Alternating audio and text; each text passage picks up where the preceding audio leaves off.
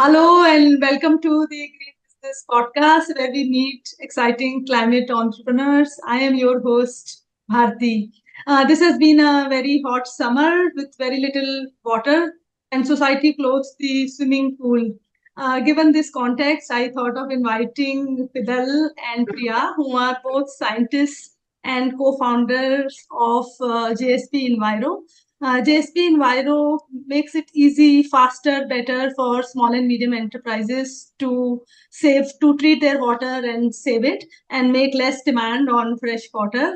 They have both been building this company for last 8 years. So a lot of a very interesting journey with a lot of insights on doing prototype pilots, paid pilots, and all kinds of things. So let's just meet them. Welcome, Priya, and welcome, Fidel. So lovely to have you here. Thanks, Bharti. Hi, we are also excited to be here and also talk about our journey, how we started to where we are now. Yeah. Yeah, lovely. And let's start with you, Priya. So how did the two of you meet and how long did you two know each other before you started to build the company? So actually, I met Fidel in 2015. So I was doing my PhD in the UK, and Fidel was doing his PhD at IIT Madras. I had like a exchange program from UK with IIT Madras. Then I came to the lab where he was working in. So that's how we both met. And since we initially it was a friendship, and then we have once I was finishing my PhD, we thought like my PhD idea is the basis for the company. So uh, then we said, okay, it has a commercial potential, and then we both actually started had an idea of establish the company, and also we have another founder, Suresh Paul. So he met us through, he was actually doing environmental based projects like cleaning up lakes and natural water bodies. So he consulted us on a lake project. We were like a consultant. So that's when we met Suresh, and then he's now a marketing person in the company. So that's how we three established the company in 2019. Okay. So like it was a year-long process. Both of you became friends, knew each other, and then met the third founder, and that's how it all started. Yeah, yes, yeah. Yeah. Okay. And what is JSP Enviro? Who is your client? What does it do? So basically, JSP Enviro is like Enviro says we are an environmental based company. So right now we are focusing on water treatment, and the industry that we've started with is the textile industry. So we are focusing on treating the textile and the dyeing industry effluent, treating the waste water that comes out and recycle the water. So basically, that's the basis of what we do, and we use a new technology. That's the bioelectrochemical system. It's a new technology to treat the water. Okay. And I think Fidel can elaborate on the technology. Yeah. Basically, if what we have done in the industry as a installation as a technology, it's actually has been a long journey. So it didn't the product that you see outside or the pilot that we show you. It didn't happen like or over a short period of time. It took like years of research, years of product designing and development before it was actually installed. So even for us, it is new because we started out from the lab as a scientist doing the research and then getting into this something new into product development and then finally into the installation has been like a journey for us also. So not just the product has evolved, the company and the persons, people involved in the company has also evolved along with this, along with the company. Yeah. Yeah, lovely. Yeah, I'm sure people grow a lot during this journey also. So can you take us through what your technology does and then also tell us how textile waste is treated currently and what is it that you are changing in the process or, technology? So at present, actually, the textile industry, there's a policy, especially in Tamil Nadu, where we are from, like we are based in Chennai. So Tamil Nadu strictly they follow the zero liquid discharge policy. So that's the policy set up by the government, and so that involves like no liquid is actually released out. Everything. The end stage process is that the water, the remaining water, the untreated water, is evaporated with boilers. It's evaporated and it's collected as salt. So that's the process. And textile industry is actually very complex because it has like organic content, salt, and color. So not one step can treat the textile waste. It's a multi-step treatment. So like it's the primary, secondary, tertiary. There are three steps involved. So where we come in is at the secondary stage of the treatment. So in the primary stage, they just remove the floating objects, the solids. That it's all just basic like filtration. The second stage is it removes the color, the organic content of the waste. So the main aim is to reduce the organic content in the waste. So the current system that's always there, and I think everyone might have seen, is the activated sludge, like with aeration, where there is aeration in the tanks. And so that is the current process that everyone utilizes across the industry. So that is quite costly because it is cost and energy intensive, because this process involves like motors, like blowers that are actually operated like 24/7 to aerate the water, and by thereby reducing the organic load. So that's where we come in to reduce that energy usage. So in our system, it's called the bioelectrochemical system.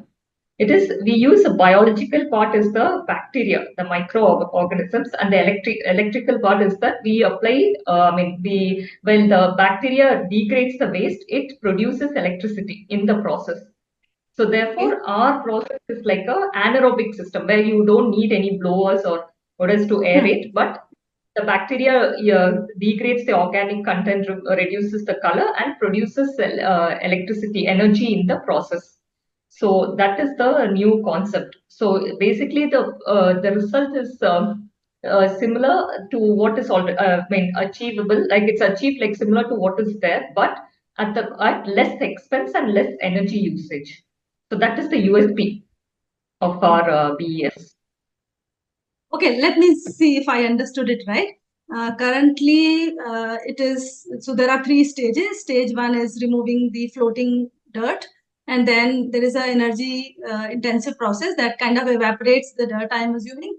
And then there is one more third process, right? In your process, the step one is the same, but step two becomes different because the existing bacteria, or maybe you put the bacteria, and that bacteria treats the waste, right? Is that did I understand it right? No, actually, the step one is just it's not the energy into the step one, the primary process.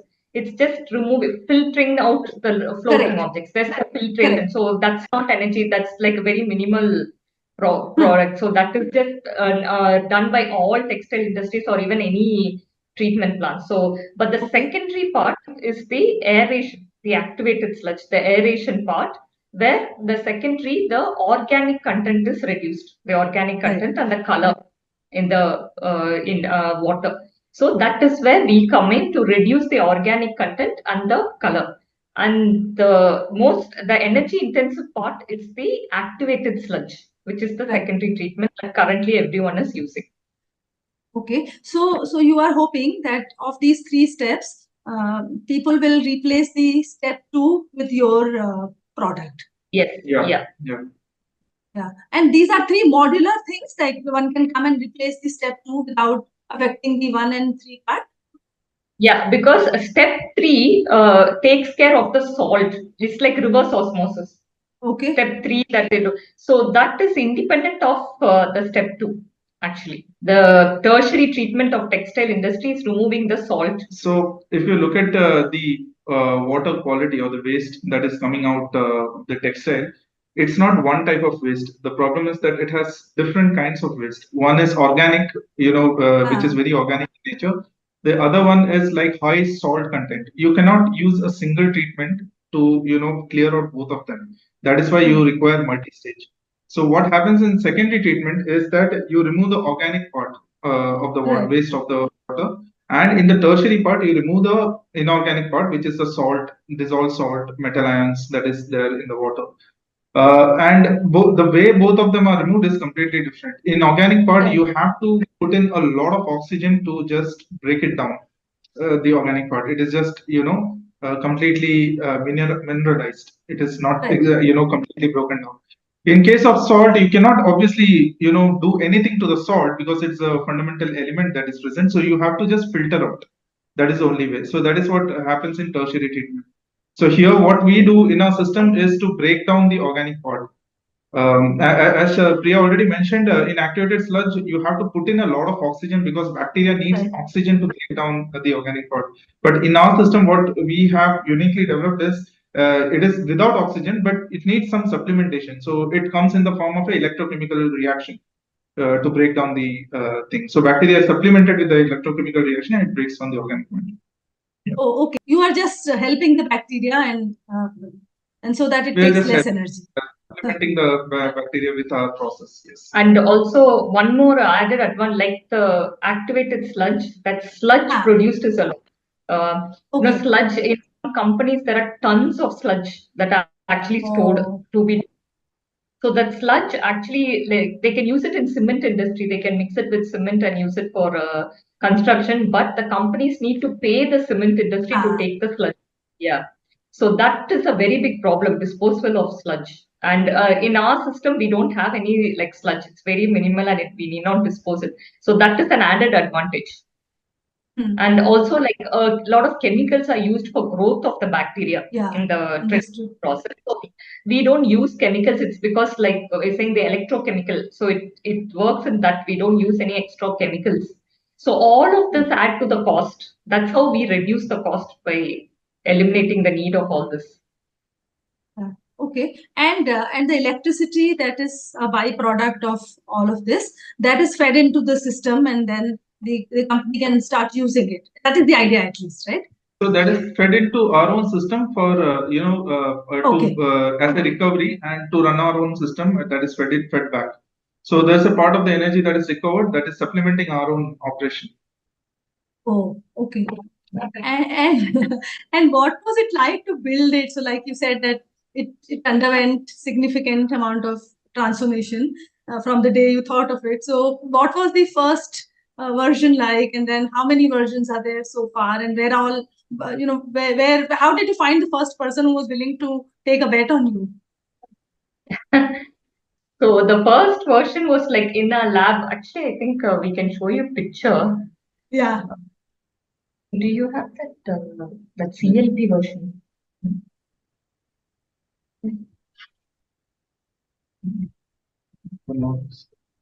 So let me share the screen.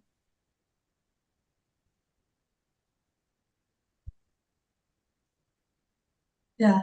Okay. So this was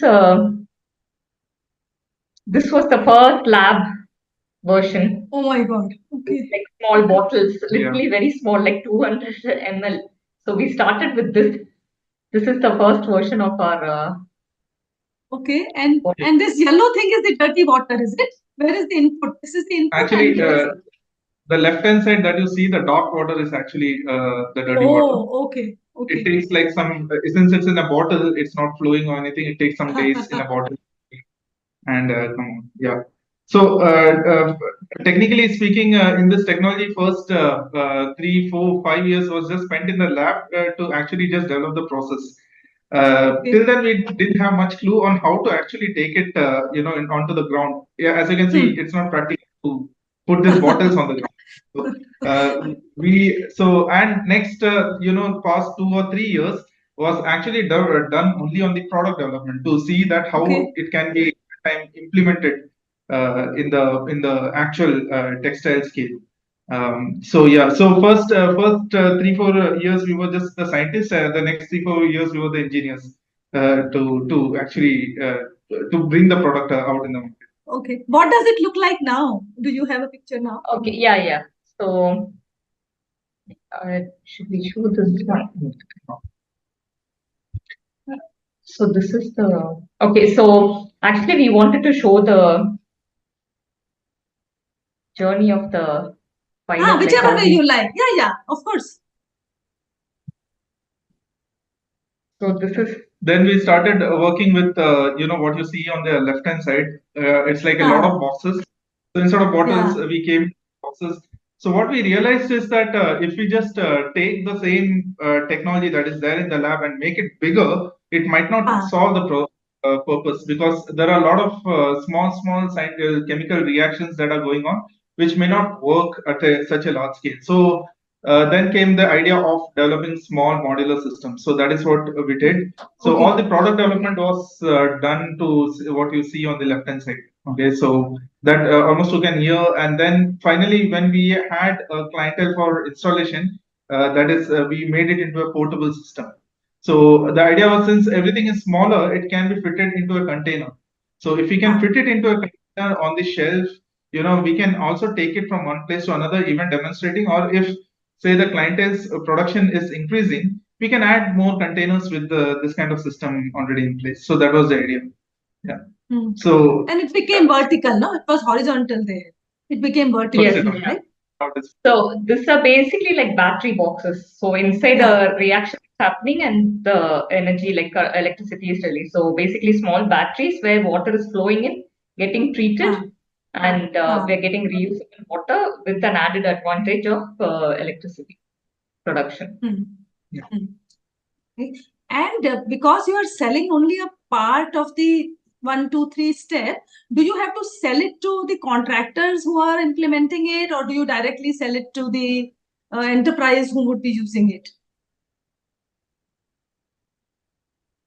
Presently, we are directly dealing with the enterprise, and to some extent, we also deal with, along with the manufacturers, different brands, because eventually, these days, brands are also growing very conscious about the green manufacturing and everything. So we many a time approach brand too. So what we do is, first, if we have some clientele for the installation, we take care of the installation and everything, and operation is all like self-automated. You don't have to worry a lot, because a lot of sensors and everything are put in for automatically run the system. Then we'll usually get involved in like yearly AMC to maintain once the installation is done. Okay. And so you are saying Tamil Nadu already has a zero discharge policy. So I'm assuming people already have something or the other, right? An alternative there. So you are asking people to replace, or maybe it has reached end of life, to replace their existing system with yours, right? And what are their motivations to do that? Okay, so basically, the system that's currently in place, even if it's not reached end of life, it's quite expensive. A lot of them find this, it's a lot of overhead expenses. Basically, the treatment system, it's like 10% of the production cost, like it eats into the profit margin. So they feel that if there is something cheaper, we can see it as an alternative, or you can even like reduce the load on the current system and supplement it with something new so that we can reduce the cost. And mostly like the current that's ZLD, that like I said, it's a multi-step system. It's not affordable by all textile industries. Like the MSME sector, they can't afford like all the multiple stages of the system, like how a huge industries can afford. So for them, some who don't have anything, our technology can be like installed as a first treatment system, or systems that already have, we can do it as a supplementary to reduce the cost, the burden on the industries. Okay. And when there is a plant when there is a ETP for the whole cluster, then also it makes sense for that cluster to replace their section 2 with your section 2? Yes, it is, but the ETP, the range at which the ETPs operate, they are like in the range of like 15 MLD, like 15 million liters a day, or like 10 million liters a day, that common effluent treatment, because it's like 10 to 15 companies, like they pool together and send their wastewater into the CETP. So that scale, for us to reach that scale, it's like down the years will take time. Yeah. But yes, in the future, that can also be a viable option. Yes. So commonly we go with individual small and medium scale textile industry, to which we can, and it also makes sense to cater to small and medium scale, because they are the one usually burdened with the treatment. So this technology makes sense to them, because it can heavily reduce their cost, and hence reduce the production cost too. Yeah. Right. And water is not a revenue center for your clients, right? This is a cost, and many of them may not even want to admit that they don't have anything to, treat their current water. How do you handle that? And why did you want to tackle something so hard? Uh, It's true what you said because we visited multiple factories. Some of them won't admit that they don't have anything, or some of them would say, "Oh yeah, we are doing it very cheap." Some of them wouldn't want to invest in something new, so they're like, "Oh yes," and some of them say like, "Oh yeah, we've done full treatment," which might not be the case. So we've encountered wide variety of people, but in reality, we know what's the because there's still unregulated discharge, and we see newspapers everywhere. You see, like I think recently the Yamuna, along the banks of Yamuna, Faridabad, from there were some textile water release. Like in all rivers, you can see like your news comes up. So there are some companies that actually, like we were talking about brands, like we are in talks with H&M. And they are they work towards sustainability a lot. So some brands actually push the manufacturers for the sustainability. So by working through that brands or through organizations like Fashion for Good, or like in the circular CAIF, circular apparel, like they actually work with brands and in the textile industry and push for sustainable solutions, because because we can see the sorry, we can see the damage it's doing to the environment, and they want to change. So there are some companies which are willing to. So the pilot where we've done Hero Dye, the MD of that company is willing to look at alternative technologies and have a sustainable technology in place. So there are people there who are willing to do it. So we just need to target the right audience among them. Yeah. Okay. So a subsection is willing, and some of them are willing only because of regulation. Some of them are willing otherwise also, right? Otherwise also, yes. Okay. Okay. So how big is that segment? Like you said, it is so large companies are not going to need it because it is millions of liters, and as of now, you are not ready to go there. So these are smaller textile mills. So talk to me more about those. How many are there? Where are they? Are they only in Tirupur, or they are maybe all over the country? So Tirupur itself has somewhere around 4,000 to 5,000 small scale and medium scale dyeing units. Tirupur, Erode, Coimbatore, that whole belt, I mean to say, the cluster. Other than that, there are quite a concentration in Karnataka. So places like Shivamogga, all is related to vicinity of the water. How far, how close are you to the water bodies? So usually, if you look at the river, some of them are very close because dyeing requires a huge amount of water.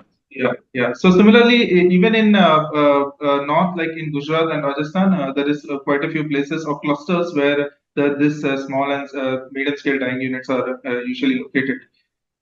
Yeah. So primarily we work in the Karnataka and Tamil Nadu this belt because it's very closer to us, and we started in Chennai. So this is the first beachhead area that we are targeting. Overall, if you look from the water treatment perspective, the market is in India is close to $1 billion. Yeah, and in Asia it's somewhere around close to $5 billion. So other countries like Bangladesh, China, Vietnam, they also have a lot of dyeing and everything going on over there. So the market size is pretty huge. Only issue is with the adoption, and something which is very new. People are very hesitant to adopt because especially the people who are following the norms, they will be a bit hesitant because they want to continue following the norms. They don't want anything to disturb their with the new. Yeah. So this adoption actually comes with a lot of demonstrations, data that we put in to actually convince them that this works and this can actually give you a cost saving in long term. Yeah. And are there early signs from customers, from early adopters, that tell you that this will take off? So actually, we are still getting inquiries from looking at our website, or still there are textile industries who want to adopt. Yesterday I gave a talk, and there was a lot of positive thing where like they're willing to say we want to test it in our factory. We've got inquiries. So yes, considering this is what keeps us going, the inquiries that we get from customers and people who are willing to try it out in the technology. If someone says, "Okay, let me try it," that means they have an open mind to adopt new. So yes, that's what keeps us going. Now we are getting people like asking us to, put it in their textile industry. So right now our process is we are in the process of scaling up. The scaling is what is required. So that process is what is now we are underway. Okay, and you recently raised capital, right? So can you tell me what it was like to raise capital, and then what do you plan to do with the proceeds? Oh, it was very intensive to raise capital, but yeah, but it was good. I mean, we raised from Social Alpha and Rain Matter, and both of them were really they are more towards like working together and not like towards like growth of the company and working. But it's not about they were not about just the returns of the company. They just wanted us to see. So we felt it was a good choice that we made with going with both of them, and now with their support, actually, it's opened us into like bigger markets with their connects and contacts. But the main aim of this raising fund is commercialization. At the end of this fundraising, in another 18 months, we want to get into commercialization full-fledged. Okay, and what does commercialization mean? Meaning you finally start selling your product, or it just means that you make a bigger product? What does it mean? It means we start selling the product to the company. So there is certain market we have identified, like certain capacity or scale that we have identified. So our first aim is in next 2 years to reach out to those markets or capture those markets before we scale up to a much higher scale. As you were saying, the CETPs and everything. Before we reach over there, we feel that first start with the small and medium scale, reach out to that market, and then. Okay, and in terms of scale, what does it mean? Like 1,000 liters or 10,000 liters per day? So actually, textile dyeing industries are very like water intensive. So they require like even a small scale will start from 100 KLE, like 100,000 liters per day, like 1 lakh liter per day. So it starts like so from since we are at this stage are right now we are targeting from 100 to 500 KLD in that range we are targeting. But there are huge industries that can go to 1 MLD to like even to 4 to 5 MLDs. So those are the large scale, but we are targeting up to 500 to 600 KLD for in the first 2 years, and then we can scale. So right now, since we've just started, we want to come to that scale because then that's where the commercialization will be possible. Yeah, and you have had a long journey, right? Both of you and your third founder. It's been 7, 8 years, and what are there things that you would do differently looking back, like 8 years back? Would you do anything differently, or this? I